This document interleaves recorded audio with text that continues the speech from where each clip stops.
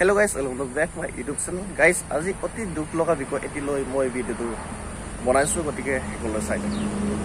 Guys, আমি সকলোৱে জানো যে অসমত বহুতো জাতি জনগোষ্ঠী বসবাস কৰি আছে। তাৰে ভিতৰত মিচিং জনগোষ্ঠী হৈছে অন্যতম। মিচিং জনগোষ্ঠী অসমৰ জনসংখ্যা ফালৰ পৰা দ্বিতীয় স্থানত আছে।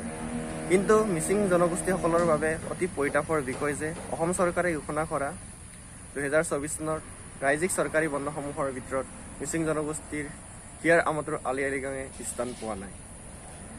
ছ'চিয়েল মিডিয়া ব্যৱহাৰকাৰীসকলে সেই বিষয়ে অৱগত হৈছে চাগে।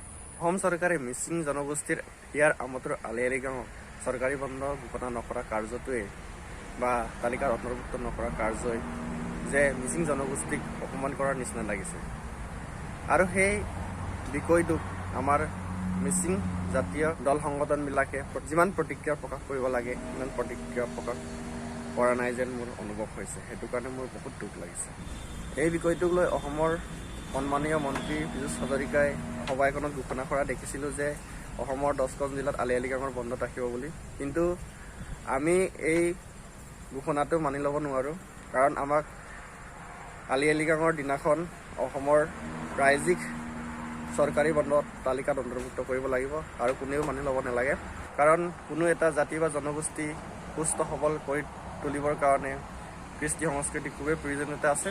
গতিকে মই ভাবোঁ যে এই বিষয়টো সকলোৱে গুৰুত্ব সহকাৰে ল'ব লাগে আৰু আমাৰ জাতীয় দল সংগঠনবিলাকে যাতে যেন সেই বিষয়ে বিশেষকৈ গুৰুত্ব ল'ব লাগে আৰু এনেকৈ দাবী কৰিব লাগে যে যাতে এই আমাৰ দাবীটো সফলতা হয়, আৰু দাবী কৰিব বুলি মোৰ আশা আছে।